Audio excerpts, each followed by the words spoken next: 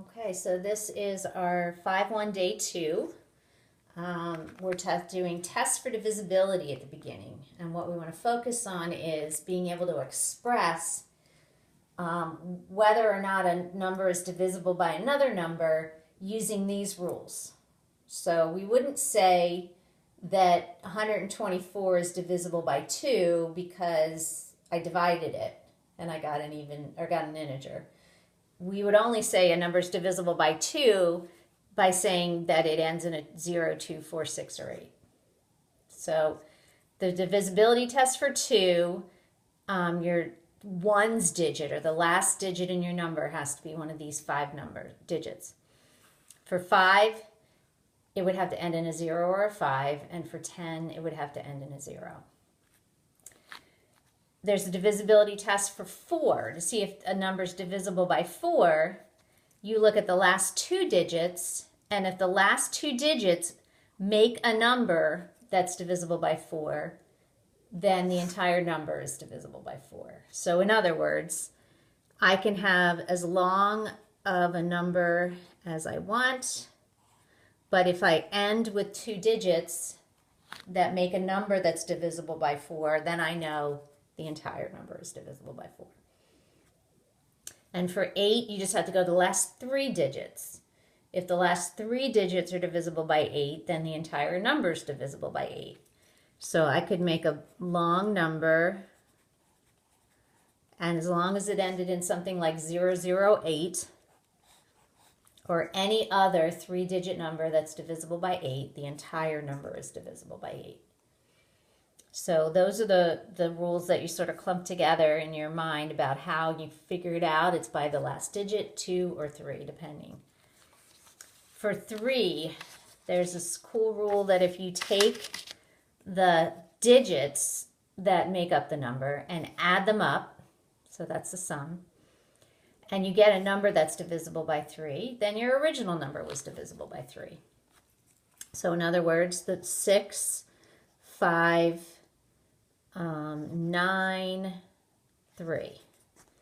If I add the 6 and the 5 and the 9 and the 3, and I get a number 23, then I know this number was not divisible by 3, because in order for it to be divisible by 3, this number has to be divisible by 3. So if I wanted to make it divisible by 3, I would need to change that 3 into a number like 4. So now these are going to add to 24, which is divisible by 3. So that's what they mean by the sum of the digits. And you can do that for 9. If the sum of the digits is divisible by 9, so is the number. 11 is a little crazy. 11 looks like, let's go back to that same number we just had. 11 says a number is divisible by 11 if and only if 11 divides the difference, so that means subtraction, of the sum of the digits whose place values are odd powers of 10 and the sum of the digits whose place values are even powers of 10. So remember, back from our base section, odd powers of 10 would be this digit 6, because the power of 10 it represents is 10 cubed, and 9 because that's 10 to the first. So if we add the 6 and the 9, those are the digits whose place values are odd powers of 10. And we add the 5 and the 4.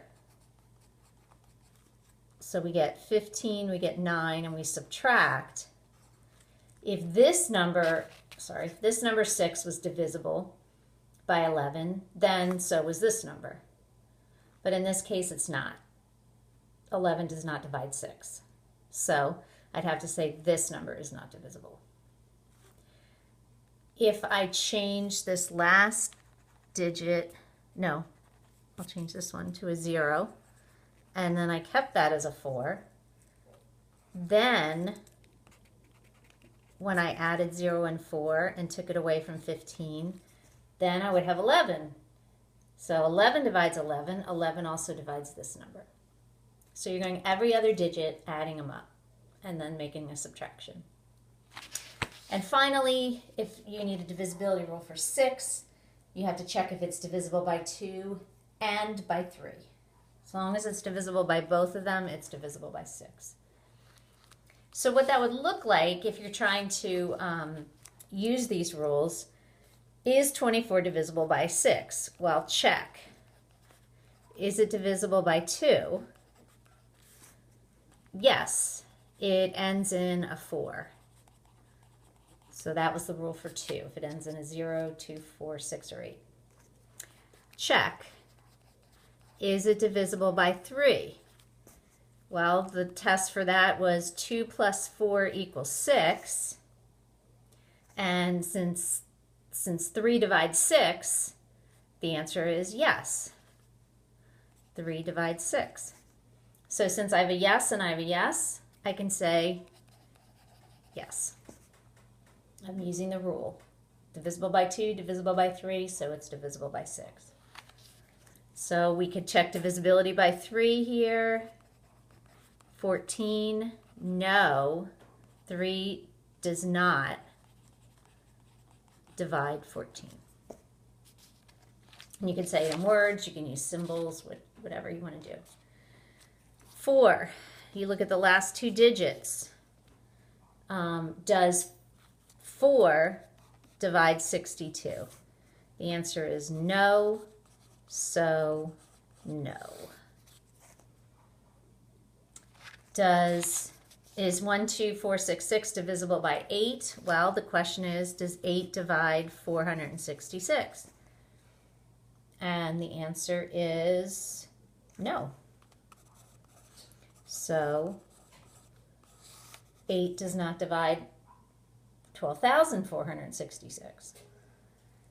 And finally, the last one with divisibility by 11, I'm going to add the 1 and the 5. I'm going to add the 3 and the 3, and then I'm going to subtract. And the answer is yes. Because 11 divides 0, 11 will also divide 1,353. So those are the divisibility rules. You want to have them memorized. You want to know how to apply them. It's not about knowing yes or no. It's about being able to say why to be able to express it. We have a couple theorems that you want to know. And so they all sort of follow a theme. If I have a number that divides another number, so A divides M, but A also divides N, then A will divide the sum of M and N. In terms of numbers, since 3 divides 12 and 3 divides 15, 3 also divides 27. You can do the same thing with subtraction. You just have to be careful that you mention the larger number first. So since 3 divides 15 and 3 divides 12, 3 will divide 15 minus 12. So we're always going to take larger minus smaller, so we stay positive. And then finally, if A divides M, A will divide any multiple of M. So 3 divides 12. 3 also divides 12 times 15. 3 also divides 12 times a million, or 12 times 70. It will always divide the number that we know it divides times any other number. So to use those theorems here, we could say the first theorem would say that since 4 divides 36 and 24, it also divides their sum. Since 4 divides 36 and 24, it also divides their difference. That was the second one. And for this one, there's a lot of options. We could multiply 36 by any number. We could multiply 24 by any number and have a true statement. So I'll take 36 times 5, and I'll say 4 divides 190. No, that's not what 36 times 5 is. 180. That would be better. So 4 divides 180. But there are a lot of different answers for that one. You just want to make sure you know all three of those theorems. And then finally, another theorem is that a number is divisible by the product of two numbers if it's divisible by those numbers separately. So it's divisible by a times b if it's divisible by a and divisible by b, and a and b have only the number 1 as a common factor. So that means when you look at a and you look at b, there are no other factors that divide into them that they have in common. So if we think about the number 245, 245 is divisible by 5. It's also divisible by 7. 5 and 7 don't have any common factors other than 1. So we know that 245 is divisible by 35. If 5 divides into it and 7 divides into it, and these two numbers have no other common factor, then 35 divides into it evenly. Since 252 is divisible by 3, 2 plus 5 plus 2 is 12, and it's divisible by 7, is it divisible by 21? Well, the answer should be yes, because 3 and 7 only have 1 as a common factor.